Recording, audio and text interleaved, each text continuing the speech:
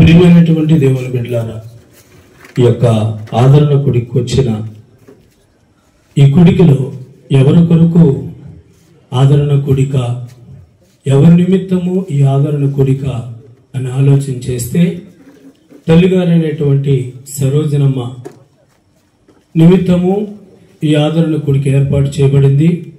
ఎవరి కోసమనంటే తల్లిని కోల్పోయినటువంటి వారి యొక్క సంతానము కొరకు, రక్త సంబంధుల కొరకు, బంధువుల కొరకు, ఆత్మీయుల కొరకు, సంఘానికి వస్తున్న ఆత్మీయుల కొరకు ఈ యొక్క ఆదరణ కుడిక ఏర్పాటు చేయబడింది. హల్లెలూయా. దేవుని చేత ఆదరింపబడాలని, ప్రభు వలన ఆదరింపబడాలని ఈ ఆదరణ కుడిక ఏర్పాటు చేయబడింది. ఎవరికి ఆదరణ కావాలి అనంటే, మనం ఈ లోకంలో గమనిస్తే కృంగిపోయిన వారిని లేవనెత్తుటకు ఖచ్చితంగా ప్రతి మనుష్యునికి ఆదరణ కావాలి. బాధలో, ఇబ్బందులలో ఉన్న వారిని పరామర్శించుటకు ఆదరణ కావాలి. హల్లెలూయా. ఇంకా రోగముల చేత బాధపడుతూ అనేకమైనటువంటి ఏ సహాయము లేని స్థితిలో ఉన్నటువంటి ప్రతి ఒక్కరికి ఆదరణ ఎంతో అవసరం. కాబట్టి ఆదరించుట కొరకు మన ప్రభు అయిన యేసుక్రీస్తు 2025 సంవత్సరముల క్రితము లోకములో మనుష్యుల మధ్య ఆదరణ కరువైందని జ్ఞాపకము చేసుకొని, కాలము సంపూర్ణమైనప్పుడు తండ్రి అయిన దేవుడు తన కుమారుడైన యేసుక్రీస్తును అందరినీ, ఈ లోకములో ఉన్న వారందరినీ ఆదరించుట కొరకు, అందరికీ మేలు చేయుట కొరకు పంపబడ్డాడు. హల్లెలూయా, హల్లెలూయా.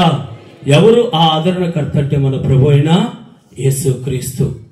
బాగా గమనించినట్లయితే కొన్ని సంవత్సరాల క్రితము, ప్రియమైనటువంటి దేవుని బిడ్డలారా, కలకత్తా ప్రాంతాన్ని మనం చూసినట్లయితే, మేము 1997లో 10th క్లాస్ చదువుకుంటున్నప్పుడు బుక్స్ లో రాయబడి ఉన్నింది. ఏంటంటే మదర్ తెరీసా చేసినటువంటి సేవ. ఎందుకు ఆమె యుగోస్లేవియా దేశము నుండి దేవుని చేత పంపబడి భారతదేశమునకు వచ్చి కలకత్తా ప్రాంతంలో ఆమె సేవ చేసింది. ఎందుకు చేసింది అని ఆలోచన చేస్తే, దేవుడు ఆమెను దర్శించి భారతదేశానికి వెళ్ళమని చెప్పి, భారతదేశంలో అనేకులు ఆదరణ కరువై, సహాయము కరువై, దయచూపువారు లేక, ప్రేమించేవారు లేక అల్లాడిపోతూ, రోగముల చేత బాధపడుతూ, రోడ్ల మీద దిక్కులేని వారై పడిపోయి ఉంటూ, అనేకులు ఇబ్బంది పడుతూ, సరైన వస్త్రము లేక, ఆహారము లేక అల్లాడిపోతున్నటువంటి జనులను దర్శించుటకు దేవుని ఆత్మ చేత బలపరచబడి పంపించబడింది మదర్ తెరీసా. హల్లెలూయా, హల్లెలూయా. ఎందుకంటే మనుషుల మధ్య ప్రేమ లేదు, మనుషుల మధ్య సహాయం లేదు, కనికరము లేదు, జాలిపడేవాడు లేడు, ఆదరించేవాడు లేడు, ఓదార్చేవాడు లేడు. అందుకనే మనుషులను ఆదరించి వ్యాధులలో ఉన్న వారిని పరామర్శించుటకు పంపబడింది మదర్ తెరీసా. అందుకనే ఈ భారతదేశానికి ఆదరణ కలిగించేటటువంటి సేవ ఒక క్రైస్తవురాలు నేర్పించింది. దేవునికి స్తోత్రం, హల్లెలూయా. అప్పటి వరకు నాయకులకు తెలియదు, అప్పటి వరకు పెద్ద తరహాగా ఉన్న వారికి తెలియదు, మనిషిని ప్రేమించడం తెలియదు, ఆదరించడం తెలియదు. నేర్పింది ఒకే ఒక ఆమె. ఆమె ఎవరంటే మదర్ తెరీసా. అప్పటి నుండి పుట్టుకొచ్చాయి అనాథ శరణాలయాలు, అప్పటి నుండి పుట్టుకొచ్చాయి సోషల్ సర్వీస్ చేయడము అనేక సంస్థలు. కాబట్టి ఒక క్రైస్తవుడు, ఒక దేవుని బిడ్డ, ఒక క్రైస్తవురాలు నేర్చుకున్నారు ఆదరించడం. ఎవరి ద్వారా అంటే ప్రభు అయిన యేసుక్రీస్తు ద్వారా. ఒకడు యెరూషలేము నుండి యెరికోకు వస్తుండగా దొంగల చేత కొట్టబడి గాయములతో, కొన ప్రాణముతో రోడ్డు ప్రక్కన పడి ఉండగా వారిని ఆదరించుటకు వచ్చాడు మన ప్రభు, మంచి సమరయుడై.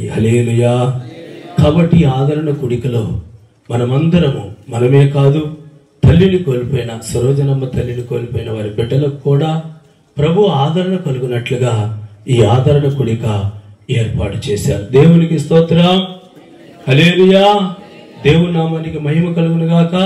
ఆమేన్. ఈ ఆదరణ కూడికలో ప్రియమైన దేవుని బిడ్డలారా, అందరము ఆదరించబడాలి. ఆదరణ లేకపోతే ఈ లోకములో కక్ష, ఆదరణ లేకపోతే ఒకరినొకరిని పరామర్శించలేకపోతే వారి మధ్య ద్వేషం. ప్రియమైన దేవుని బిడ్డలారా, అందుకనే మనుషుల మధ్య ఆదరణ కొదువైందని కక్ష, ద్వేషము, పగ, ప్రతీకారము ఇవన్నీ తక్కువైనవి అని ప్రభువే అనేకులను ఈ లోకములోకి ఆదరించుటకు పంపించాడు. దేవునికి స్తోత్రం. హల్లెలూయా. కాబట్టి ఆదరణ యేసుక్రీస్తు ద్వారా ప్రతి మనుష్యునిలో, వారి మనస్సులలో, వారి హృదయాలలో ఆదరించేటటువంటి మనస్సాక్షిని దేవుడే కలుగజేశాడు. Praise the Lord. హల్లెలూయా. కాబట్టి ఎవరికి ఆదరణ? దుఃఖములో ఉన్న వారికి ఆదరణ. ఎవరికి ఆదరణ? కన్నీళ్ల మధ్య, బాధల మధ్య నలిగిపోతున్న వారికి ఆదరణ ఎంతో అవసరం. నిస్సహాయ స్థితిలో ఉన్న వారికి సహాయము చేయడమే ఆదరణ. ప్రేమ లేకుండా అల్లాడిపోతూ, నలిగిపోతూ, సమస్యల మధ్య కొట్టుమిట్టాడుతున్న వ్యక్తిని పరామర్శించి, పలకరించి, ప్రేమ చేత హక్కును చేర్చుకోవడమే ఆదరణ. ఈ ఆదరణ సంఘానికి, మరి ముఖ్యంగా వారి బిడ్డలకు ప్రభు దయచేయనట్లుగా అందరం స్తోత్రములు చెల్లిస్తాం. స్తోత్రం, స్తోత్రం, స్తోత్రం. అందుకని అపోస్తలుడైన పౌలు తిమోతికి రాసిన మొదటి పత్రిక 3వ అధ్యాయం 2వ వాక్యంలో ఒక మాట మనం చదువుకుంటాం. త్వరగా చదవండి, ఆ మాట చదవండి. తిమోతికి రాసిన మొదటి పత్రిక 3వ అధ్యాయం 2వ వాక్యం. అత్యాక్షతుడగువాడు, నిందారహితుడును, ఏకపత్ని పురుషుడును, మితానుభావుడును, స్వస్థ బుద్ధి గలవాడును. హల్లెలూయా.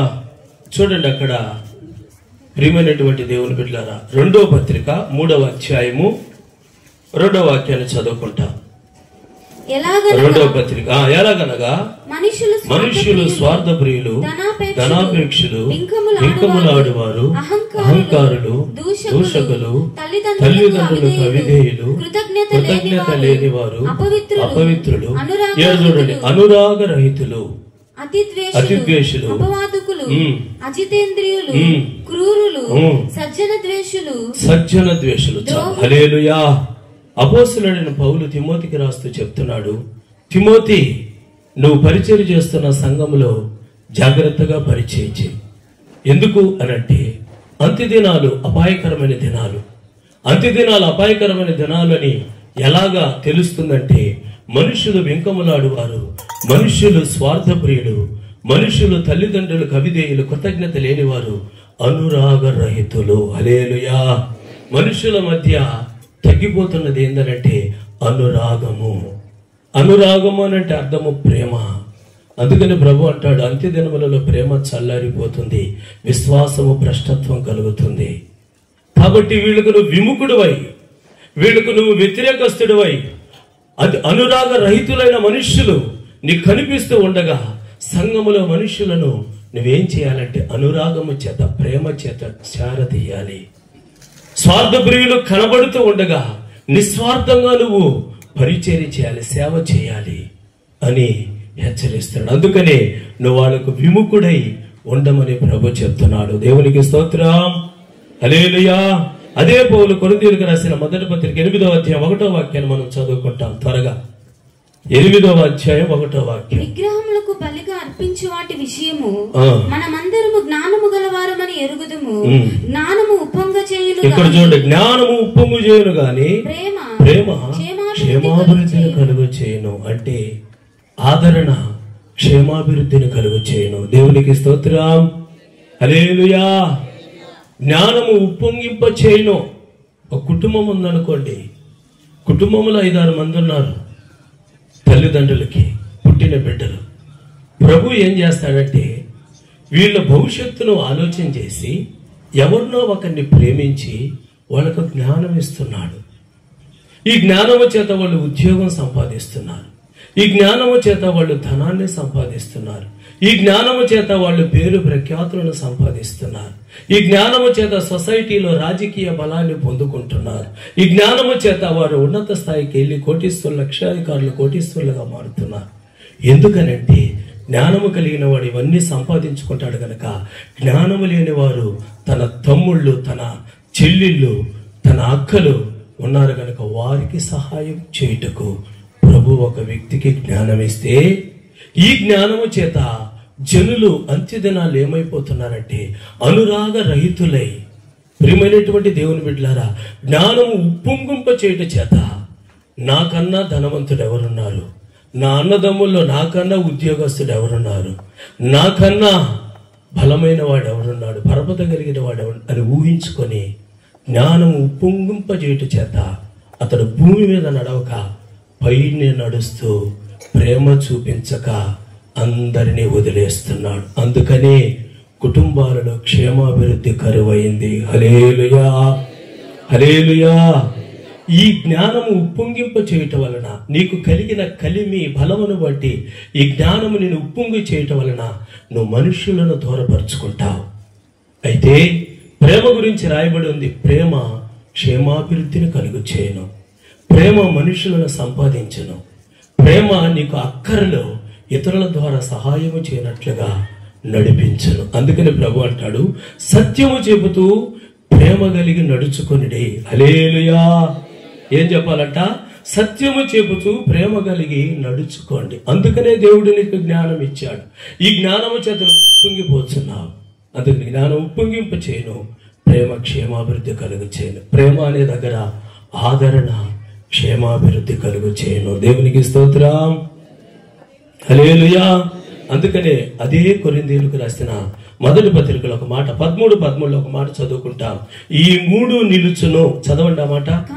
కాగా విశ్వాసము, నిరీక్షణ, ప్రేమ, ఈ మూడు నిలుచును. వీటిలో శ్రేష్టమైనది ప్రేమ. దేవుడు మెచ్చుకోదగినది, దేవుడు కోరినది, ప్రభు ఆశించదగినది, ప్రభుకు ఇష్టమైనది, ప్రభు వద్ద నిలబెట్టేది, ప్రభుకు కనికరము పుట్టించేది ప్రేమ. ఈ ప్రేమే విశ్వాసము, నిరీక్షణ కన్నా శ్రేష్టమైనది. మూడు నిలుస్తాయి. ఈ మూడిట్లో శ్రేష్టమైనది ఏంటంటే ప్రేమ. ఆ ప్రేమే దేవుని యొక్క ప్రేమ. ఆ ప్రేమ ఒక వ్యక్తిలో ఉంది అనంటే దానికి గుర్తే ఆదరణ. హల్లెలూయా, హల్లెలూయా. కాబట్టి ప్రియమైనటువంటి దేవుని బిడ్డలారా, మనకు ఆదరణ కలగాలని ఈ యొక్క ఆదరణ కొడుకుని ఏర్పాటు చేశారు. కాబట్టి ఆదరణ ఎలా కలుగుతుంది అంటే ఇప్పటి నుంచి మనము వాక్యాన్ని ధ్యానిస్తాం. యోహాను సువార్త 14వ అధ్యాయము 16వ వాక్యాన్ని చదువుకుంటే ఇప్పుడు చూడండి. నేను తండ్రిని వేడుకొందును, మీ యొద్ద ఎల్లప్పుడు నుండుటకై ఆయన వేరొక ఆదరణకర్తను అనగా సత్యస్వరూపియగు ఆత్మను మీకు అనుగ్రహించును. దేవునికి స్తోత్రం. హల్లెలూయా. ఒక వ్యక్తి మరొక వ్యక్తిని ప్రేమించి, ఒక వ్యక్తి మరొక వ్యక్తికి దారి చూపించి, ఒక వ్యక్తి మరొక వ్యక్తికి సహాయము చేసే గుణము అతను కలిగి ఉండుటకు సత్యస్వరూపియగు దేవుని యొక్క ఆత్మ ఏ వ్యక్తిలో అయితే ఉంటుందో ఆ వ్యక్తి మాత్రమే ఇతరులను ఆదరించగలడు. Praise the Lord. హల్లెలూయా. ఆ వ్యక్తి మాత్రమే ఆదరించగలడు. అందుకని అంటున్నాడు శిష్యులతో, నేను వెళ్ళుట మీకు మంచిది, నేను తండ్రిని వేడుకుంటాను. తండ్రిని వేడుకొని నేనేం చేస్తానంటే మీ అందరూ ఆదరించబడినట్లుగా సత్యస్వరూపియగు ఆత్మను మీ కొరకు నేను పంపిస్తాను. ఈయన వచ్చి ఏం చేస్తాడు మిమ్మల్ని అంటే సర్వసత్యములోనికి నడిపిస్తాడు. దేవుని ఆత్మ ఏం చేస్తుందంటే మీ హృదయములలో ప్రేమను కుమ్మరిస్తుంది. మీ హృదయాలలో చూడండి, రోమాపత్రిక రాయబడింది ఒక మాట, చదవండి. రోమాపత్రికలో ఈ సత్యస్వరూపియగు ఆత్మ ఏం చేస్తుంది? ఎందుకనగా ఈ నిరీక్షణ మనల్ని సిగ్గుపరచదు, మనకు అనుగ్రహించబడిన పరిశుద్ధాత్మ ద్వారా దేవుని ప్రేమ మన హృదయములలో కుమ్మరింపబడి ఉన్నది. దేవునికి స్తోత్రం. హల్లెలూయా. ఒక వ్యక్తిని నిజముగా ఆదరించేటటువంటి ఆదరణ కలిగిన జీవితము ఒక వ్యక్తి అనుభవించాలంటే ఆ వ్యక్తి ఖచ్చితంగా సత్యస్వరూపియగు దేవుని ఆత్మ చేత నింపబడాలి. ఈ ఆత్మ ఏం చేస్తుందంటే ప్రేమను తయారు చేస్తుంది. ఏం చేస్తుంది? ప్రేమను తయారు చేస్తుంది. ఈ ప్రేమను తయారు చేసి నీ హృదయములో అది కుమ్మరించబడుతుంది. నిజముగా ఒక మనిషికి మరొక వ్యక్తిని ప్రేమించడం చేత కాదు. నిజముగా ప్రేమించే ఆ ప్రేమ నిస్వార్థమైనదిగా ఉండాలంటే పరిశుద్ధాత్మ ప్రతి ఒక్కరిలో దేవుని ఆత్మ ప్రేమను తయారు చేసి వారి హృదయంలో కుమ్మరించాల్సిందే. అందుకని అడగాలి, ఇతరులను ఆదరించేటట్లుగా, ఇతరుల రక్షణలోనికి నడిపించేటట్లుగా, ఇతరులు నిన్ను అంగీకరించినట్లుగా, ఇతరులు నిన్ను సేవించినట్లుగా, ఇతరులు నిన్ను వెంబడించినట్లుగా, ఇతరులు నిన్ను పూజించినట్లుగా నాలో ఏముండాలంటే ఈర్ష, పగ, ద్వేషం కాదు. నాలో పెడద్రమైన మాటలు కాదు. నాలో ఇతరులను బాధపరిచే మాటలు కాదు. ప్రేమించే మాటలు ఉండాలి. హల్లెలూయా, హల్లెలూయా. కాబట్టి మనం ప్రేమను తయారు చేసుకోలేం. ఒకవేళ తయారు చేసుకున్నా అది సినిమా లాంటి ప్రేమ. ఏం ప్రేమ? సినిమా లాంటి యాక్షన్తో కూడిన ప్రేమ. ఈ ప్రేమ మనం తయారు చేసుకోలేం. పరిశుద్ధాత్మ ద్వారానే ఈ ప్రేమ మన హృదయాలలో కుమ్మరించబడుతుంది. దేవునికి స్తోత్రం, హల్లెలూయా. ఇతరులను ప్రేమించే విలువ నాకు తెలియపరచు ప్రభువా అని అంటే ఆదరణకర్త యొక్క సత్య స్వరూపుడు మనలోనికి వచ్చి ఇతరులను ప్రేమించేటటువంటి స్వభావంలోనికి తీసుకుని వెళ్తాడు. దేవునికి స్తోత్రం. ప్రేమించే స్వభావంలోనికి ఈ ఆదరణకర్త మనల్ని తీసుకుని వెళ్తాడు. దేవునికి స్తోత్రం. ఈ ఆదరణకర్త ఎలాగ ఆదరిస్తాడంటే ఆ యోహాను సువార్త 14:16లో 17వ వాక్యాన్ని, లోకము ఆయనను చూడదు, ఆయనను ఎరుగుదు గనక ఆయనను పొందనేరదు. మీరు ఆయనను ఎరుగుదురు, ఆయన మీతో కూడా నివసించును, మీలో ఉండును. తర్వాత మిమ్మును అనాథులుగా విడువను, మీ యొద్దకు వత్తును. దేవునికి స్తోత్రం, హల్లెలూయా. ప్రియమైనటువంటి దేవుని బిడ్డలారా, ఈ ఆదరణకర్త పరిశుద్ధాత్మ దేవుడు ఏం చేస్తాడంటే మనుషులను ఆదరిస్తాడు. ఎలాగ ఆదరిస్తాడంటే ఈ సత్యస్వరూపి యొక్క ఆత్మ లోకస్తులకు తెలియదు, దాన్ని చూడలేదు, దాన్ని ఎలాగో పొందుకోవాలో వాళ్ళకు తెలియదు. లోకస్తుల దగ్గర ఈ ఆత్మ నివసించదు. ఎవరి దగ్గర నివసిస్తుందంటే ఆత్మీయుల దగ్గరే దేవుని ఆత్మ నివసిస్తుంది. ఆత్మీయులలోనే దేవుని ఆత్మ ఉంటుంది. సత్యస్వరూపి యొక్క ఆత్మ మనలోనికి వస్తుందని లేఖనాలు సెలవిస్తూ ఉన్నాయి. దేవునికి స్తోత్రం, హల్లెలూయా. నేను వెళ్ళి తండ్రిని వేడుకొందును, మీ కొరకు వేరొక ఆదరణకర్తను పంపుదును. ఈ ఆదరణకర్త మీలోనికి వస్తాడు, మీలోనే ఉంటాడు. హల్లెలూయా. ప్రియమైనటువంటి అక్కడ ఒక మాట, చిన్న మాట ఉంది, అక్కడ మనం చదువుకుంటాం. చూడండి 18వ వాక్యం, మిమ్మును అనాథులుగా విడువను, మీ యొద్దకు వత్తును. అంటే ఇక్కడ ప్రభు అంటున్నాడు, ఆదరణకర్తను పంపిస్తాను, ఆదరణకర్తే మిమ్మల్ని అనాథులుగా విడవడు అని చెప్పల. ఆ ఆదరణకర్తే రాయబడింది, మిమ్మల్ని అనాథులుగా విడువను, మీ యొద్దకు వస్తుడు. ఆయనే వస్తాడని చెప్పల. యేసుక్రీస్తు ప్రభువే పరలోకమునకు వెళ్ళి మరలా ఆత్మస్వరూపుడై ఆయనే దిగి వచ్చి వారికి ఆదరణకర్తగా నిలిచాడు. ప్రైజ్ ది లార్డ్, హల్లెలూయా, హల్లెలూయా. అప్పట్లో ఆయన యెహోవాగా జనులకు ప్రత్యక్షమయ్యాడు. 2025 సంవత్సరముల క్రితము ఆయన యేసుక్రీస్తు నామములో ప్రత్యక్షమయ్యాడు. ఇప్పుడు చూస్తే ఆ యేసుక్రీస్తు ప్రభువే క్రీస్తు ఆత్మ అనగా పరిశుద్ధాత్ముడై అందరిని ఆదరించుటకు, అనాథులుగా విడవకుండా అందరి పక్షము నుండుటకు ఆయన దిగి వచ్చాడు. దేవునికి స్తోత్రం, హల్లెలూయా. ఎలాగ దిగి వచ్చాడు? యేసుక్రీస్తు బాప్తీసం తీసుకున్నప్పుడు ఆయన మీద ఒక పావురం వలె దిగి వచ్చాడు. ఎలాగ దిగి వచ్చాడు? పెంతెకొస్తు పండుగ నాడు శిష్యులందరూ కలిసి 128 పైగా జనులందరూ కలిసి ప్రార్థన చేస్తూ ఉండగా 10 దినములు ఉపవాసం ఉండి వాళ్ళు ఏడుస్తూ ఉండగా వారి నాలుకను కాల్చుటకు, వారి పెదవులను కాల్చుటకు, వారి హృదయాలను మండించుటకు అగ్ని జ్వాల వంటి నాలుకల వలె వారి మీదకు వాలాడు. ప్రైజ్ ది లార్డ్, హల్లెలూయా. అక్కడ పావురం వలె దిగి వచ్చాడు, ఇక్కడ అగ్ని జ్వాలల వలె దిగి వచ్చాడు. అక్కడ పావురం వలె ఎందుకు దిగి వచ్చాడంటే యేసుక్రీస్తులో పాపము లేదు, హృదయములో పాపము లేదు, పాపము లేని పరిశుద్ధుడు. వీళ్ళలో అయితే పాపం ఉంది, దోషం ఉంది. అబద్ధాలు ఆడేవాళ్ళు అక్కడే ఉన్నాడు పేతురు, పారిపోయిన వాళ్ళు అక్కడే ఉన్నారు భయస్థులు, యేసుక్రీస్తు ఎవరో తెలియదు అన్న వాళ్ళు అక్కడే ఉన్నారు, కత్తి చేతబడిన వాడు అక్కడే ఉన్నాడు. అయితే వీళ్ళందరినీ సరిచేయుటకు వారి నాలుకల్లో ఉన్న దోషాన్ని తొలగించి హృదయములలో వాళ్ళ హృదయములను మండించి సరిచేయుటకు పరిశుద్ధాత్మ విభాగింపబడిన అగ్ని జ్వాలల వలె నాలుకల వలె వాళ్ళ మీదకు దిగి రావడము వారు చూశారు. వారిని పరిశుద్ధాత్మ అభిషేకించింది. దేవునికి స్తోత్రం. హల్లెలూయా, హల్లెలూయా.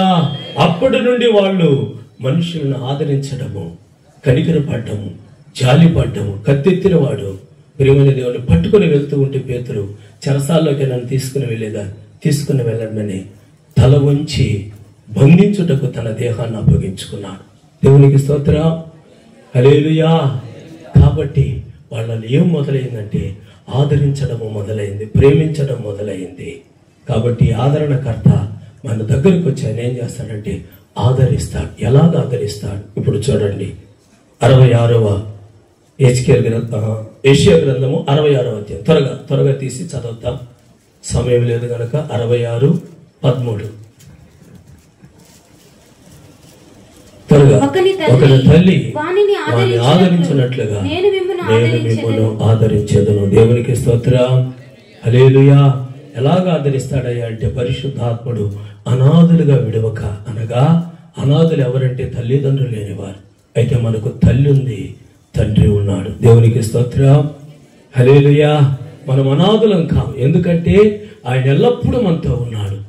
ఆయన ఉండి ఏం చేస్తాడంటే ఆయన పని ఒకరిని తల్లి వారిని ఆదరించినట్లుగా ఆదరిస్తానంటున్నాడు, ఆదరించి నడిపిస్తానంటున్నాడు. తల్లి గురించి ఆదరణకు పెట్టాడు, తండ్రి గురించి పోషణకర్తగా పెట్టాడు. 2 స్థానాలు ఇచ్చాడు దేవుడు. తల్లి స్థానం ఆదరించడము, తండ్రి స్థానము కుటుంబాన్ని పోషించడము. తల్లి స్థానం ఆదరణకు ఎందుకు పెట్టాడు ఆయనకు తెలుసు. కన్న తల్లి అయితే కరెక్ట్గా ఆదరించగలుగుతుంది, కన్న తల్లి అయితే కరెక్ట్గా నడిపించగలుగుతుంది, కన్న తల్లి అయితే ప్రేమ చక్కగా కనబరుస్తుందని ఆయనకు తెలుసు. దేవునికి స్తోత్రం. అందుకని తల్లి స్థానాలకు ఆదరణను పెట్టాడు ఆయన. హల్లెలూయా. ఆదరింపబట్టుకు తల్లి స్థానాన్ని ఆయన ఎన్నుకున్నాడు. ఎలాగ ఆదరిస్తాడయ్యా అంటే ఆడ చూడండి, ఆ యెషయా గ్రంథం 66లోనే. ప్రియమైన దేవుని బిడ్డలారా, దేవుని యొక్క పరిశుద్ధ నామానికి స్తోత్రములు చెల్లిస్తాం. స్తోత్రం, స్తోత్రం. 11వ వాక్యాన్ని మనం చదువుకుంటాం. 66:11. ఆదరణకరమైన ఆమె స్తన్యమును మీరు కుడిచి తృప్తి నొందెదరు. దేవునికి స్తోత్రం. హల్లెలూయా. ఆదరణకరమైన ఆమె స్తన్యమును అనగా తల్లి పాలిచ్చే స్థానము. ఆ స్థానమును కుడిచి మనందరము ఏమయ్యామంటే సంతృప్తి నొందిన వారము. దేవునికి స్తోత్రం. హల్లెలూయా. తల్లి అలాగ ఆదరిస్తుంది అంటే బిడ్డ ఏడుస్తున్నప్పుడు ఆకలిని గుర్తించింది. ఆ తల్లి తన శరీరములో ఉన్న బలాన్ని, తన శరీరములో ఉన్న శక్తిని పాల రూపములో మనందరికీ అందజేసింది. అందుకనే మనము శక్తివంతులమై ఇక్కడ ఆయుష్ను అనుభవిస్తూ జీవిస్తున్నాం. దేవునికి స్తోత్రం. హల్లెలూయా. తల్లి పాలు శ్రేష్టమైనవి కనుక బిడ్డకు ఖచ్చితంగా ఇవ్వాలని డాక్టర్లు కూడా సూచిస్తారు. దానిలో అన్ని మినరల్స్, అన్ని విటమిన్స్ దానిలోనే ఉంటాయి. కాబట్టి తల్లి బిడ్డ యొక్క ఆకలిని ఎరిగింది కనుక ఆకలిని ఎరిగిన ఆమె తన పాలును అనగా తన రక్తముతో సమమైనటువంటి పాలను బిడ్డకి ఇచ్చి పోషించి తృప్తిపరుస్తుంది. దేవునికి స్తోత్రం. అందుకని తల్లికి తెలుసు బిడ్డ యొక్క ఆకలి ఏందో. చిన్నతనంలో బిడ్డలను తల్లులు ఏం చేస్తారంటే పాలు విడిచే అన్నం పెట్టినప్పుడు, అన్నం పెట్టే వాళ్ళు అన్నము తినే వయసుకు వచ్చినప్పటి నుంచి వాళ్ళని ఎంతగానో ప్రేమించి వారికి ఆహారం పెడుతుంది. వాళ్ళు తినలేదంటే దాన్ని చూపించి, దీన్ని చూపించి, చందమామలు చూపించి, నక్షత్రాలు చూపించి, వీటిని చూపించి, వాటిని చూపించి తల్లి పెడుతూనే ఉంటుంది. వాడు వాంతి చేశాడు అనుకో, పక్కన వాళ్ళు వచ్చి అడగతారు, ఎందుకమ్మా అంత అన్నం పెడుతున్నావు? నాకు తెలుసుకోమ్మా నా బిడ్డ కడుపు ఎంతో. హల్లెలూయా. నా బిడ్డ ఎంత తినగలడో నాకు తెలుసమ్మా అని అంటుంది. ఆమె అనింది ఆమె బిడ్డ కొరకు ఆమెను బాధ పెట్టాలని కాదు. కాబట్టి ఆ బిడ్డ కక్కుతున్నా ఆ బిడ్డకు అన్నం పెడితే, ఎందుకంటే తన బిడ్డ బలంగా ఉండాలని. దేవునికి స్తోత్రం. ఆదరణకరమైన స్తన్యములు కుడిచి ప్రియమైన దేవుని బిడ్డలారా తృప్తి నొందిస్తుంది తల్లి. 2వ మాట అక్కడ రాయబడి ఉంది, మీకు తెలియపరుస్తారు. చూడండి 12 చివరి వాక్యం. మీరు జనముల ఐశ్వర్యమును అనుభవించిన చివరి వాక్యం చదువమ్మా. మీరు చంకనెత్తుకొనబడుదురు. దేవునికి స్తోత్రం. తల్లి తల్లి ఏం చేస్తుందంటే చంకనెత్తుకుంటుంది. తల్లి ప్రేమను గురించి చెప్తున్నా. చంకనెత్తుకుంటుంది. ఎందుకు? చంకలో నిన్ను లాలించేదాన్ని, నువ్వు ఏడుస్తూ నిన్ను ఓదార్చేదానికి. పిల్లలు సాధారణంగా గమనిస్తే కింద పడిపోతూ ఉంటారు. వాళ్ళకు దెబ్బ తగిలినప్పుడు తల్లి ఎంత అల్లాడిపోతుంది, జవురుకుంటుంది. నా బిడ్డకు దెబ్బ తగిలిందా అని బాధపడిపోతుంది. అది తల్లి ప్రేమ.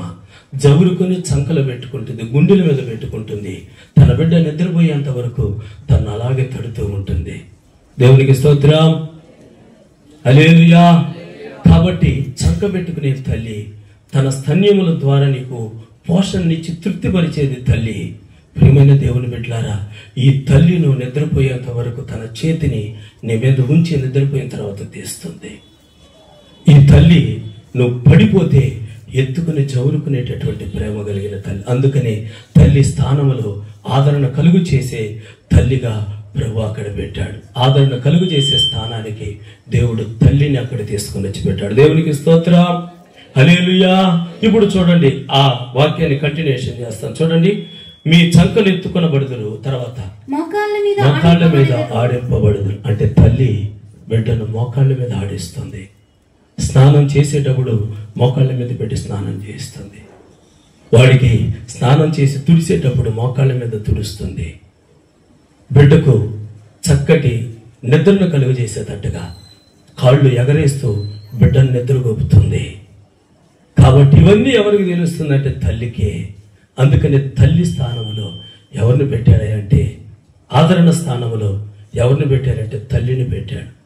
ఈ తల్లి బిడ్డకు జబ్బు చేయగా రోగస్తుడు కాగా తల్లి ఎంతో తల్లడిల్లిపోతుంది. హాస్పిటల్లో ఉండగా బాధపడిపోతుంది. ఈ జబ్బు నా బిడ్డకే రావాలా, ఈ రోగం నా బిడ్డకే రావాలా, నాకు వస్తే బాగుండే, తట్టుకునే శక్తి బిడ్డకు లేదే, ఇదిగో తట్టుకునే శక్తి దేవుడా ప్రభువా నాకు ఇస్తే బాగుండే, నేనైతే తట్టుకోగలుగుతానా ఈ రోగాన్ని, నా బిడ్డ తట్టుకోలేకపోతున్నాడు అంటుంది. దేవునికి స్తోత్రం, హల్లెలూయా. అటువంటి ప్రేమ తల్లి ప్రేమ, చంకన పెట్టుకునే ప్రేమ, కాళ్ళ మీద ఆడించే ప్రేమ, స్తన్యముల ద్వారా నీకు పోషణించి తృప్తిపరిచేది తల్లి ప్రేమ. అందుకని దేవుడు అంటున్నాడు, ప్రభు అంటూ ఒకటి తల్లి వారిని ఆదరించినట్లుగా నేను ఆదరిస్తాను. దేవునికి స్తోత్రం. ఇలాగ నీ తల్లి, నా తల్లి నేనేం చేసిందంటే ఆదరించింది, ఇంతటి పెద్దవాళ్ళుగా చేసింది. తల్లి దృష్టికి నువ్వు ఎంత పెద్దవాడువైనా, నీకు పెళ్ళైనా బిడ్డలైనా తల్లి దృష్టికి నువ్వు ఎలా కనబడుతున్నావంటే ఈ రోజులు కూడా చిన్న బిడ్డగానే కనబడుతున్నావు. దేవునికి స్తోత్రం. తల్లికి నీ మీద గుండె కొట్టుకుంటూ ఉంటుంది, రోజు నీ పేరు తలుచుకుంటూనే ఉంటుంది. ఇది తల్లికి ఉన్నటువంటి ప్రేమ. నువ్వెక్కడున్నా నీ కొరకు ఏం చేస్తుందని బాధపడుతూ ఉంటుంది. కాబట్టి తల్లి ప్రేమ వర్ణించలేనిది. కాబట్టి ఈ తల్లికి ఈ ప్రేమను ఆదరణగా దేవుడు చూసిస్తున్నాడు. కాబట్టి నువ్వు పడిపోతే ఎత్తుకున్న ప్రేమ, నీకు ఆకలంటే పాలిచ్చిన ప్రేమ, నీవు ప్రేమని దేవుని బిడ్డలారా నలిగిపోతూ జబ్బు పడుతూ ఉంటే ఇది నాకు రాలేదే అని ఆక్రందము చేసిన ప్రేమ, నిన్ను బాగుపరచాలని నీ క్షేమమును కోరిన ప్రేమ, నిన్ను స్కూలుకు నడిపించిన ప్రేమ, నువ్వు ప్రయోజకుడిగా కావాలని నిన్ను చల్లని చూపు చూసిన ప్రేమ తల్లి ప్రేమ. దేవునికి స్తోత్రం, హల్లెలూయా, హల్లెలూయా. కాబట్టి ఒకరి తల్లి వారిని ఆదరించినట్లుగా నిన్ను ఆదరిస్తానంటున్నాడు. ఈ ఆదరణ మనందరికీ కావాలి. కాబట్టి అనాథులుగా మిమ్మల్ని విడువను, ఆదరణకర్తను మీ కొరకు పంపిస్తాను. ఆయన పరిశుద్ధాత్ముడు, ఆయన మీతో ఉంటాడు, మిమ్మల్ని ఎల్లప్పుడూ విడవక మిమ్మల్ని నడిపిస్తూ ఉంటాడు.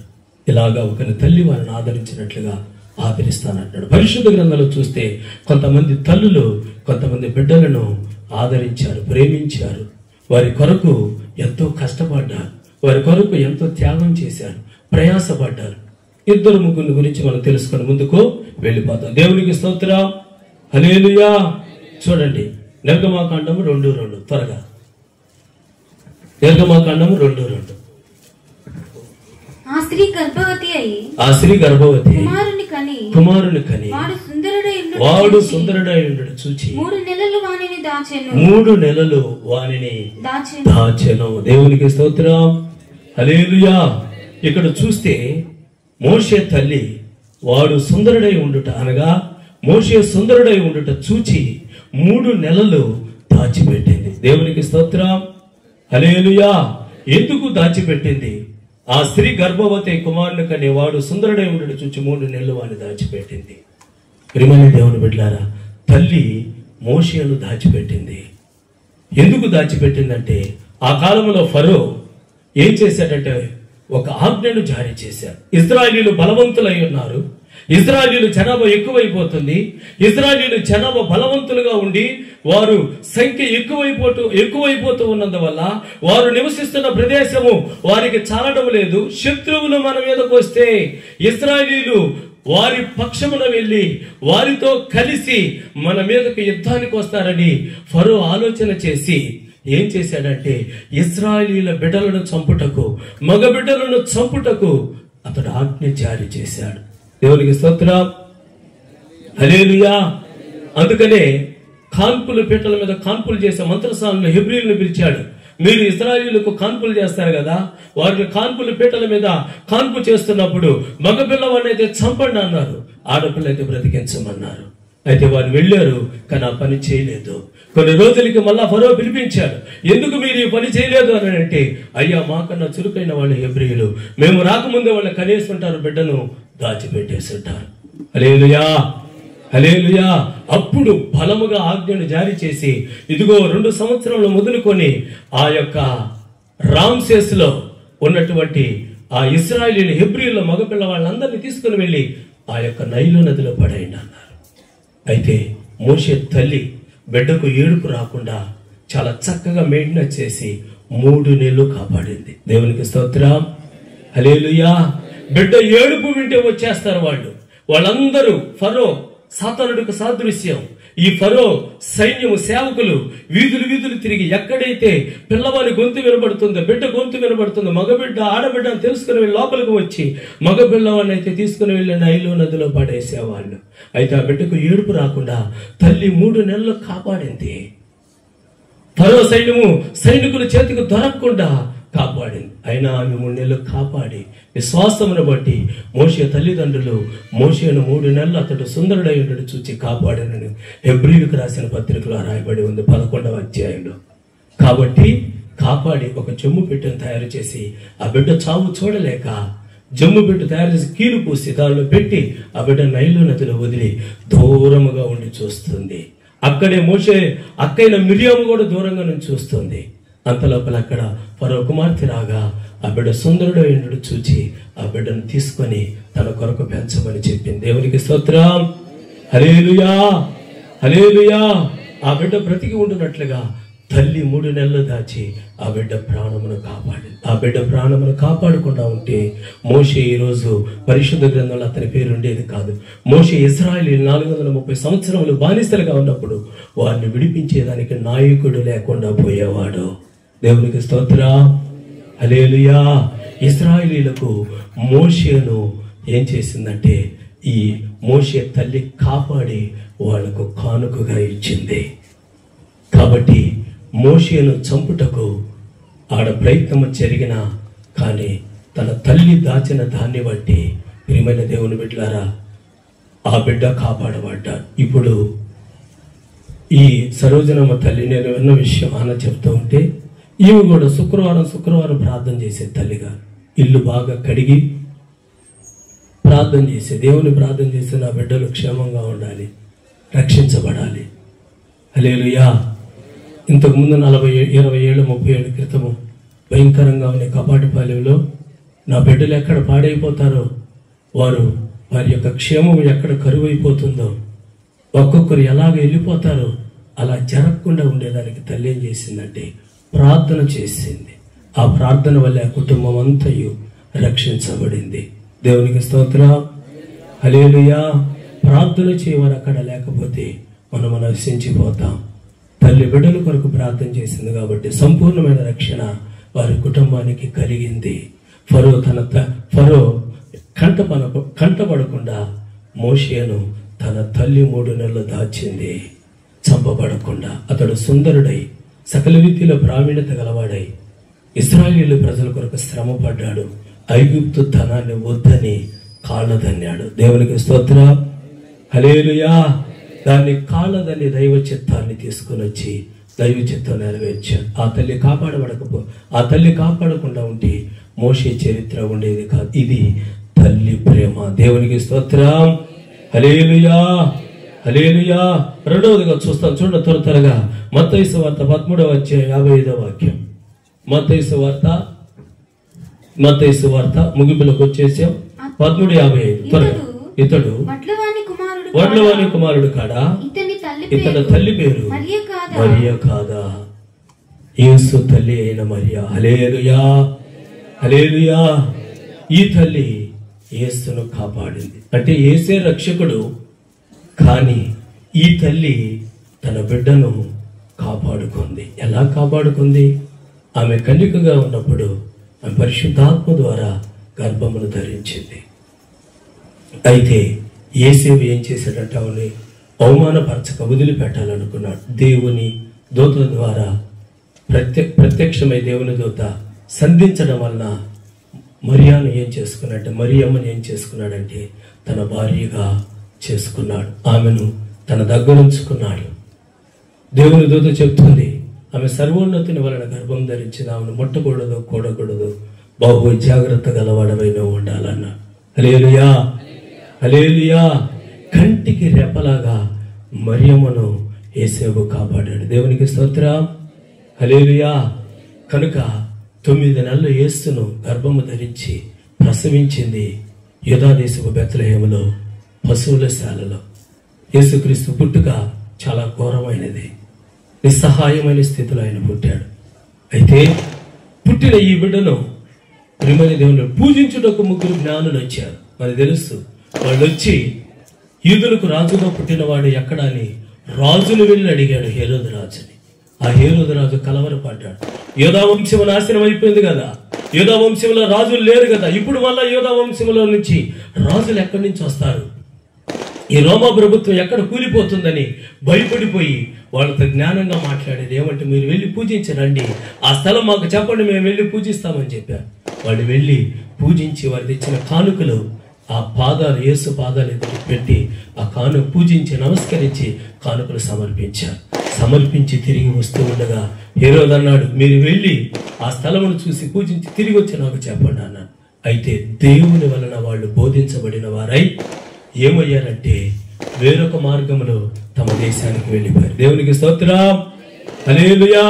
ఈ జ్ఞానులు అపహసించారని హేరోదు తెలుసుకొని బిడ్డను చంపుటకు ఆజ్ఞ జారీ చేశాడు. బిడ్డను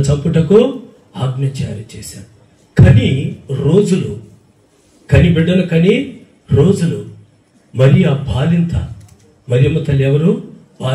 బాలింత మంచులో తిరగకూడదు, బాలింత నీళ్ళల్లోకి వెళ్ళకూడదు, బాలింత శరీరం అలవకూడదు. మీకు తెలుసు, బాలింత 3 నెలలు కనీసము ఆమెకు విశ్రాంతి ఉండాలా. ఆ రోజు రాత్రి దేవుని దూత గాబ్రియల్ వచ్చి, ఇదిగో ఈ శిశువును చంపుటకు హేరోదు మనుషులను పంపిస్తున్నాడు, ఇక్కడి నుంచి వెళ్ళండి అనంటే ఆ తల్లి తన శరీరంలో, తన గర్భములో ఉన్న పచ్చి పుండును కూడా లెక్క చేయక రాత్రికి రాత్రి బిడ్డను ఎత్తుకొని ప్రయాణం అయ్యింది. దేవునికి స్తోత్రం. హల్లెలూయా.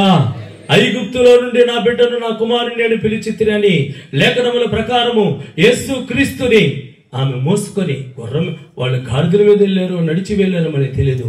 ఆమె శరీరం అదిరిపోతున్నా, ఆమె శరీరము నలిగిపోతున్నా, ఆమెకు బాధ కలుగుతున్నా యేసయ్యను ఏం చేసిందంటే కాపాడి లోక రక్షకుడిని మనకి ఇచ్చింది. దేవునికి స్తోత్రం. హల్లెలూయా, హల్లెలూయా. కాబట్టి ఈ తల్లి యేసుని కనురెప్పలాగా కాపాడి ఆ లోకరక్షకుడిని మనకేం చేసిందంటే ఇచ్చింది. ఈ లోకరక్షణ మన కొరకు రక్తమును కార్చి సిలువలో మరణించి సమాధి చేయబడి 3వ దినమున లేపబడిన వాడు. దేవునికి స్తోత్రం. మరియమ్మ సాహసం చేయకపోతే, శరీరాన్ని లెక్క చేయకుండా పోతే అక్కడ మరొక ప్రమాదం జరిగింది. ఇది తల్లి చేసినటువంటి త్యాగం. మోషే తల్లి త్యాగం చేసింది. మోషే ఇశ్రాయేలును విడిపించాడు. మరియమ్మ త్యాగం చేసింది. లోక రక్షకుడిని మన కొరకు అందజేసింది. దేవునికి స్తోత్రం. హల్లెలూయా, హల్లెలూయా. కాబట్టి అపవాది క్రియలు లయపరచుటకు యేసుక్రీస్తు ఈ లోకానికి వచ్చాడు. దేవునికి స్తోత్రం. మూడవదిగా చూస్తాం, చూడండి, మత్తయి సువార్త 20 వాక్యం త్వరగా చదవండి. మత్తయి సువార్త 20 త్వరగా. అప్పుడు జెబెదయి కుమారుల తల్లి ఆయన యొద్దకు వచ్చి నమస్కారము చేసి ఒక మనవి చేయగోరెను. నీవేమి కోరుచున్నావు? ఆయన అడిగెను. చదువు. అందుకామె, నీ రాజ్యమందు నా 2 కుమారులు, ఒకడు నీ కుడివైపునను ఒకడు నీ ఎడమవైపునను కూర్చుండ సెలవిమని ఆయనతో అన్నాడు. హల్లెలూయా. జెబెదయి కుమారుల తల్లి, దేవునికి స్తోత్రం. మోషే తల్లి, యేసుక్రీస్తు తల్లి, ఇక్కడ జెబెదయి కుమారుల తల్లి. ఈ తల్లి చేసిన పని ఏంటంటే తన బిడ్డలకు సింహాసనాలు ఇవ్వమని అడిగింది. దేవునికి స్తోత్రం. హల్లెలూయా. తన బిడ్డలు డాక్టర్లు అవ్వాలను, తన బిడ్డలు ఇంకేదో ఇంజనీర్లు అవ్వాలను, ఇంకా వ్యాపారవేత్తలు అవ్వాలను, ఇంకా అది అవ్వాలను, ఇది అవ్వాలను ఆమె యేసు దగ్గరకు వచ్చి అడగలి. యేసయ్య దగ్గరకు వచ్చి ఆమె అడుగుతుంది, అయ్యా నువ్వు అడుగుడి ఇవ్వబడును అన్నావు, నువ్వు అడిగిందల్లా మీరు పొందుకున్నారని చెప్తున్నావు. అయితే మేము అడుగుతున్నాను ఒకటి, ఏందనంటే నా 2 బిడ్డలు యాకోబు యోహాను, వీళ్ళిద్దరికీ నీ కుడి వైపున ఎడం వైపున 2 సింహాసనాలు కావాలి. హల్లెలూయా. అమ్మా జెబెదయి కుమారుల తల్లి, అమ్మా నువ్వు అడిగింది చాలా కష్టమైనది. ఎందుకయ్యా? నేను త్రాగే గిన్నెలోనిది నేను త్రాగుతాను గనక, నేను త్రాగే గిన్నెలోనిది నీ బిడ్డలు కానీ త్రాగితే ఇది వాళ్ళకు సాధ్యమవుతుంది. హల్లెలూయా. అప్పుడు వాళ్ళు అంటున్నారు, మేము కూడా తాగుతాం ఆ గిన్నెలేందేదో. హల్లెలూయా, హల్లెలూయా. వాళ్ళు అన్నారు, మేము కూడా తాగుతాం. ఈ తల్లి కూడా చెప్తే వాళ్ళు కూడా తాగుతారయ్యా. అయితే మళ్ళా మరొక మాట అన్నాడు, ఇది నా వశము లేదు, నా తండ్రి వశములో ఉంది. అంటే ఇక్కడ జెబెదయి కుమారుల తల్లి ఏం చేసిందంటే తన బిడ్డల యొక్క స్థాయిని పెంచి తన బిడ్డలు ఒక ఉన్నత స్థాయిలో ఉండాలని కోరింది. ఎక్కడ ఉన్నత స్థాయి అంటే భూమి మీద కాదు, పరలోకములో యేసుక్రీస్తు యొక్క సింహాసనం కుడివైపును ఎడం వైపును 2 ఉండునట్లుగా ఆమె వచ్చి అడిగింది. దేవునికి స్తోత్రం. తల్లి ప్రేమ, తల్లి యొక్క ఆదరణ, తల్లి యొక్క ఆలోచన నీకు ఎలాంటి క్షేమాభివృద్ధిని కోరుకుంటుందంటే నువ్వు ఒక ఉన్నత స్థాయిలో ఉండాలని కోరుకుంటుంది. అందుకనే నిన్ను కనిపెట్టుకుని ఉంటుంది, నీ ప్రవర్తన కాచుకొని ఉంటుంది, నీ కొరకు ఆమె శ్రమ పడుతుంది, కనిపెట్టుకొని ఉంటుంది. లోకంలో పడిపోకుండా నిన్ను కాస్తుంది. నీవు తగిన సమయానికి రాకపోతే నిన్ను ఎత్తుక్కుంటా వస్తుంది. ఎక్కడున్నాడు నా బిడ్డ, మనుషులతో చేరి చెడిపోతాడేమో అని నిన్ను ఎత్తుక్కుంటా వస్తుంది. జెబెదయి కుమారుల తల్లి యేసుని ఎత్తుక్కుంటా వచ్చి అడుగుతుంది ఏమనంటే, నా బిడ్డలకు 2 సింహాసనాలు కావాలి. అయితే నేను త్రాగేది గిన్నెలో మీరు తాగలన్నట్టు వాళ్ళు తాగారు. ఏందనంటే యాకోబు తల నరకబడింది. యోహాను ఏమయ్యాడంటే మరణమును తప్పించుకున్నట్టుకు ఒక పడవలోకి ఎక్కి పద్మాసు దీవిలోకి వెళ్ళిపోయాడు. హల్లెలూయా. చివరిగా మిగిలిన వాడు యోహానే. యోహాను కూడా చంపాలని సకల ప్రయత్నాలు చేయగా పడవేసుకొని ఆ పడవలో ఏమైపోయాడంటే పద్మాసుకి వెళ్ళిపోయాడు. అక్కడ తన దేహము ప్రియమైన దేవుని పిల్ల ఎండిపోయి పద్మాసు దీపములో ప్రకటన గ్రంథం రాసి తన జీవితాన్ని ముగించుకున్నాడు. కాబట్టి 2 ప్రయోజకులయ్యారు. ఒకరు తల నరకబడింది, మరొకరు పద్మాసు దీపములో ప్రకటన గ్రంథం రాసిన వారుగా. హల్లెలూయా. జెబెదయి కుమారుల తల్లి ఏం చేసిందంటే యేసయ్యను వేడుకుంది. మోషే తల్లి కాపాడి ఇశ్రాయేలు విడుదలకు నాయకునిగా చేసింది. యేసుక్రీస్తు తల్లి మరియా యేసయ్యను కాపాడి ఏం చేసిందంటే లోకరక్షకుణ్ణి మన కొరకు కాపాడి మన చేతులకు ఇచ్చింది. ఆయన సిలువ ఎక్కి రక్తమును చనిపోయి 3వ దినం లేచాడు. జెబెదయి కుమారుల తల్లి సింహాసనము కావాలని కోరింది.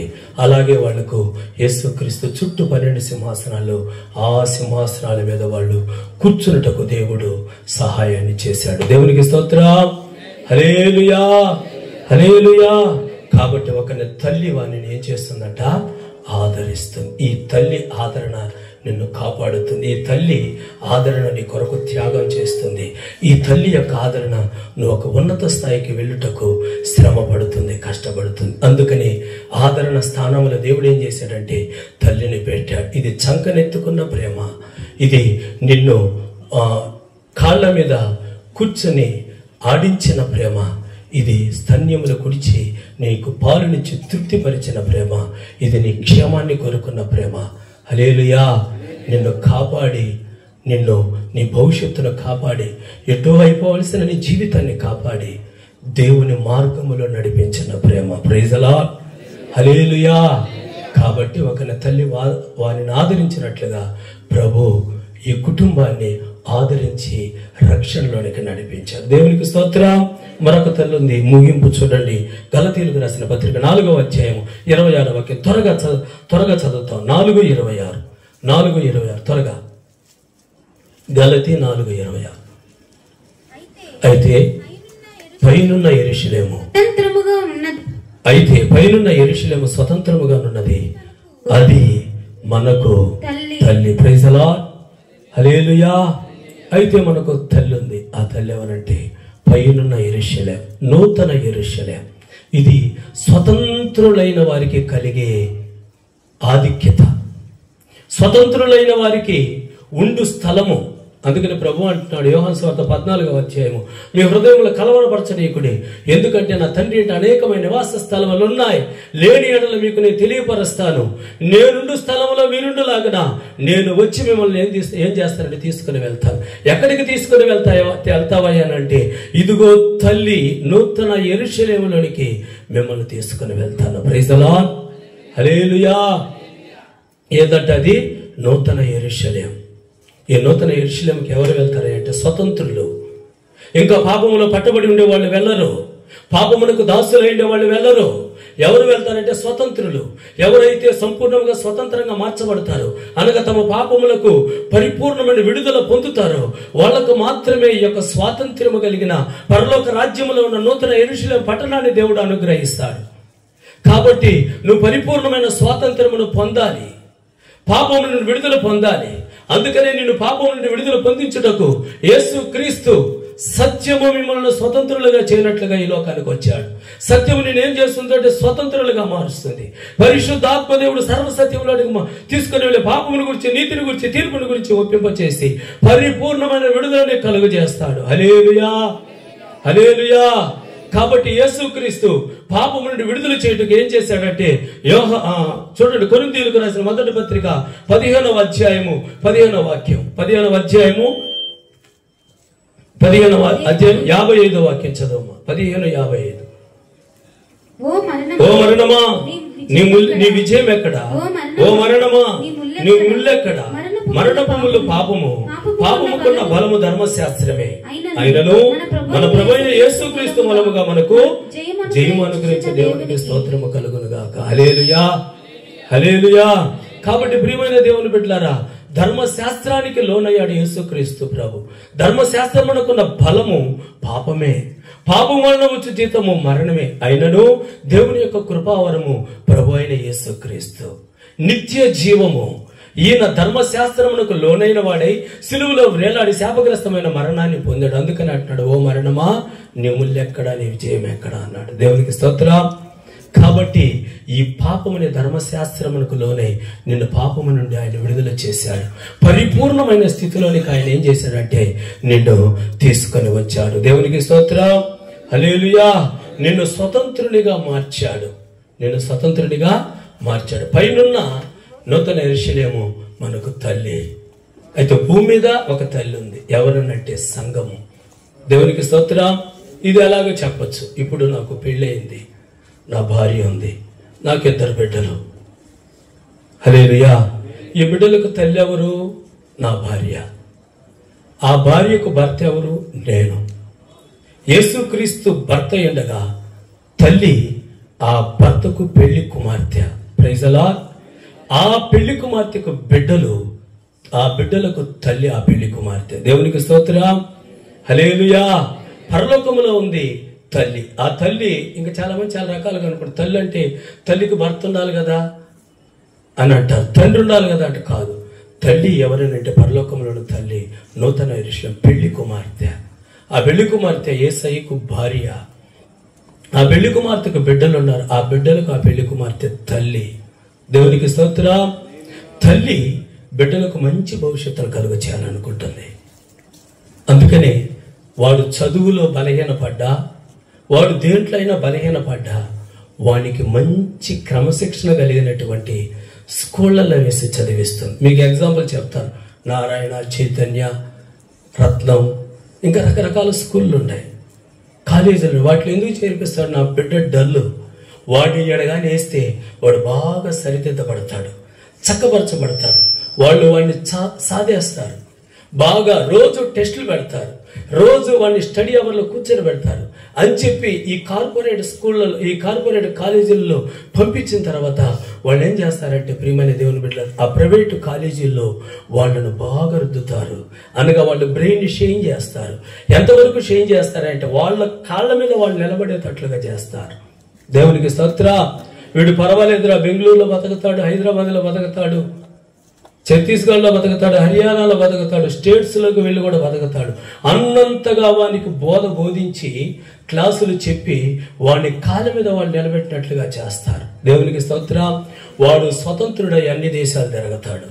అట్లాగే పైన స్వతంత్రుడైన తల్లి దగ్గరికి మనం చేరాలంటే దేవుడు భూమి మీద తల్లిని పెట్టాడు, అదే తల్లి సంఘము. దేవునికి స్తోత్రం. హల్లెలూయా. ఎడకొస్తే తల్లి సంఘం నిన్ను సాత్తుంది. ఎట్లా? పరిపూర్ణమైన సంపూర్ణ స్థితిలోనికి తీసుకొచ్చేటట్లుగా ఉపదేశము చేత. ఎవరనంటే దైవ సేవకులు ఉపదేశము చేత నిన్ను ఆదరణ కలుగు చేసి నడిపిస్తాడు. ఎక్కడ ఆదరణ కలుగుతుంది అంటే యెషయా గ్రంథం 66:13 కింద ఉంది, యెరూషలేములోనే మీరు ఆదరణ పొందుదురు. దేవునికి స్తోత్రం. హల్లెలూయా. దేవాలయము, దేవుని సంఘములను మీరు ఆదరణ పొందిన. ఎట్లాగయ్యానంటే యెషయా గ్రంథం 2వ అధ్యాయంలో రాయబడి ఉంది, ఆయన సియోను నుండి ధర్మశాస్త్రమును, యెరూషలేము నుండి యెహోవా వాక్కులను కలుగ చేయను.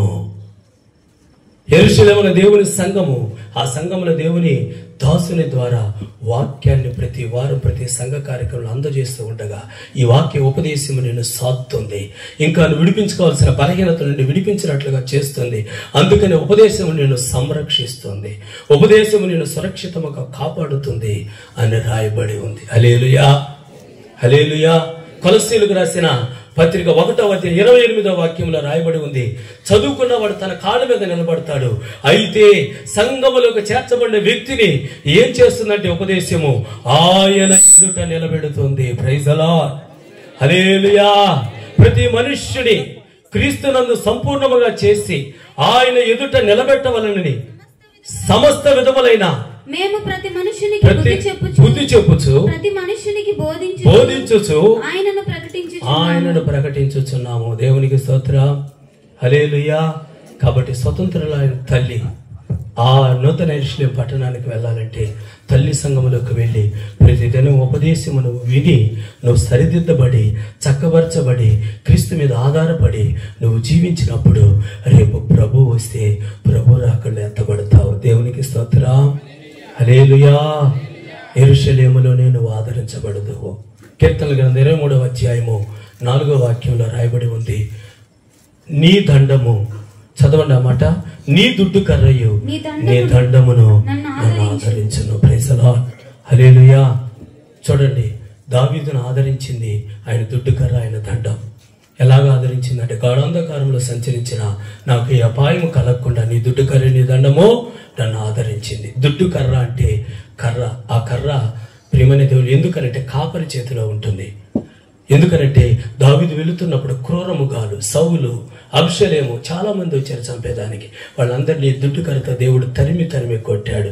ఇప్పుడు సేవకులను అంటున్నాడు, మీరు లోకములకు వెళ్తున్న తోడేళ్ల మధ్యకు మిమ్మల్ని పంపిస్తున్నాను, ఇదిగో లోకములు మీకు శ్రమ కలుగుతుందని అంటున్నాడు. అదే యేసుక్రీస్తు పరిచర్య చేస్తున్న రోజుల్లో హేరోదుకు చెప్పు, ఆ నక్కకు చెప్పు, నేను ఇక్కడ కొన్ని రోజులు ఉంటానని చెప్పాడు. పేతురు అంటాడు, గర్జించు సింహం వలె ఎవరిని మిరుగుదుమా తిరుగుతూ ఉండగా ఈ దుడ్డుకర్ర సింహాన్ని, ఈ దుడ్డుకర్ర నక్కను, తోడేళ్లను కొట్టి తరుముతుంది. అందుకనే గాఢాంధకారంలో సంచరించిన అపాయముకు భయపడనని దావీదు చెబుతున్నాడు. ఇలాగ నిశ్చయించుకుని దావీదు పలికిన మాట ఏందో తెలుసా? కీర్తన గ్రంథం 16వ అధ్యాయంలో, మనోహరమైన స్థలములో నాకు పాలు ప్రాప్తించును, శ్రేష్టమైన స్వాస్యము నాకు కలుగును అన్నాడు. దేవునికి స్తోత్రం. హల్లెలూయా. కాబట్టి ఆదరణ దేవుని మందిరంలో కలుగుతుంది. ఎలాగనంటే ఆయన దుడ్డు కర్ర ఆయన దండము మనల్ని ఆదరిస్తాడు. నువ్వు దారి తెప్పితే దుడ్డు కర్ర దండము చేత పట్టుకొని నిన్ను క్రమపరుస్తాడు దేవుడు.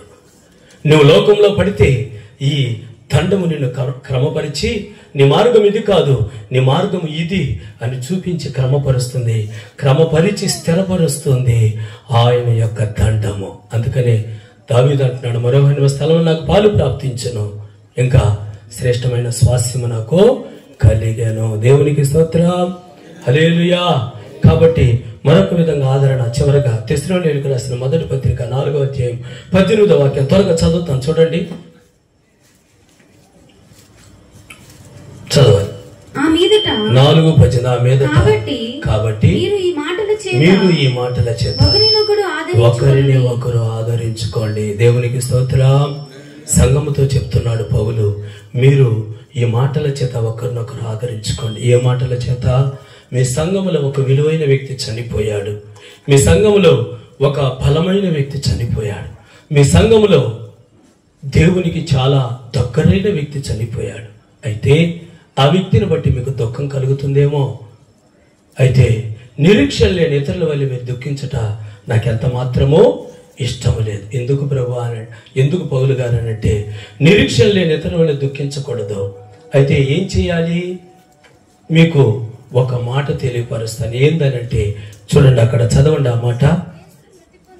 యేసు మృతి పొంది తిరిగి లేచనని మనం నమ్మిన ఎడల ఇదే ప్రకారము యేసును నిద్రించిన వారు దేవుడు ఆయనతో కూడా వెంటబెట్టుకొని వచ్చెను. ప్రభు మాటలను బట్టి మీతో చెప్పినదేమనగా, ప్రభు రాకడ వరకు సజీవులము నిలిచి ఉండి మనము కంటే ముందుగా ఆయన సన్నిధికి చేరము. ఆర్భాటముతోను ప్రధాన దూత శబ్దము దేవుని బోరతో పరలోకము నుండి ప్రభు దిగి వచ్చెను. క్రీస్తునందు మృతులైన వారు మొదలుగా లేతురు, ఆమె సజీవులమైన మనము వారితో కూడా ఏకముగా ప్రభువుని ఎదుర్కొన్నట్టుకు ఆకాశ మండలమునకు కొనిపోబడదుము. కాబట్టి మీరు ఈ మాటల చేత ఒకరినొకరు, తల్లిని పోగొట్టుకున్న కుటుంబం మీరు ఒకరి ఈ మాటల చేత ఒకరినొకరు ఆదరించాలి. సంఘము ఈ మాటల చేత ఒకరినొకరిని ఆదరించాలి. ఏంటంటే ఇదిగో చనిపోయిన వారిని మనం తీసుకురాలేము. అయితే చనిపోయిన వారు ఒక రోజు వస్తారు, మనము తీసుకురాలేము. కానీ తీసుకొచ్చే ఒక వ్యక్తి ఉన్నాడు. ఆయన ఎవరంటే ప్రభు అయినా యేసుక్రీస్తు. ఆయన తీసుకొని వస్తాడు, వెంట పెట్టుకుని వస్తాడు, చెయ్యి పట్టుకుని మరి వస్తాడు ఆయన. ఎందుకంటే తల్లి లేదు, ఎందుకంటే తండ్రి లేడు, ఇదిగో నా సహోదరుడు లేడు అని బాధపడుతున్న వారికి చూపించేదానికి ఆయన తీసుకొని వస్తాడు. ఎలాగో తీసుకొని వస్తాడా అంటే ఆర్భాట ధ్వనితోను, మధ్యాకాశం నుండి పైనుండి దిగి వచ్చినప్పుడు ఆర్భాట ధ్వనితోను, దేవుని బూరతోను. ఆ రాయబడి ఉంది, ప్రియమైన దేవుని బిడ్డలారా, అక్కడ దేవుని బూరతోను ప్రధాన దూత శబ్దముతో ఆయన దిగి వచ్చినప్పుడు క్రీస్తునందు మృతులైన వారిని ఆయన తీసుకువస్తాడు. అందుకని నరులారా తిరిగి నా యొద్దకు రండి. ఆత్మను ఆయన తీసుకున్నాడు, శరీరాన్ని మట్టిలో బాధి పెట్టారు. ప్రైజ్ ది లార్డ్, హల్లెలూయా. శరీరమేమో భారతదేశానిది, ఆత్మేమో పరలోక దేశానిది. హల్లెలూయా, హల్లెలూయా. ఈ దేశంలో మన శరీరం పాతి పెడుతుంది, కానీ మన ఆత్మ పరలోక రాజ్యానికి వెళ్ళిపోతుంది. ఆయన రమ్మన్నాడు, ఇప్పుడు ఆత్మను తీసుకురాబోతున్నాడు. నిద్రించిన వారు మొదటగా లేస్తారు, ఆ తర్వాత సజీవులమైన మనము కూడా వారితో పాటు కలిసి రెప్ప పాటులో కాంతి వేగముతో వారితో పాటు వెళ్ళి రెప్ప పాటులో అపవాది చేతికి దొరకకుండా ఆయన మేఘాల మీద మళ్ళీ ఏం చేస్తాడంటే తీసుకొని రాబోతూ ఉన్నాడు. హల్లెలూయా. ఆయన మనల్ని కొనిపోవుటకు త్వరగా రాబోతున్నాడు. దేవునికి స్తోత్రం, హల్లెలూయా. కాబట్టి సరోజనమ్మ తల్లిని కూడా ఒకరోజు మనం చూడబోతున్నాం.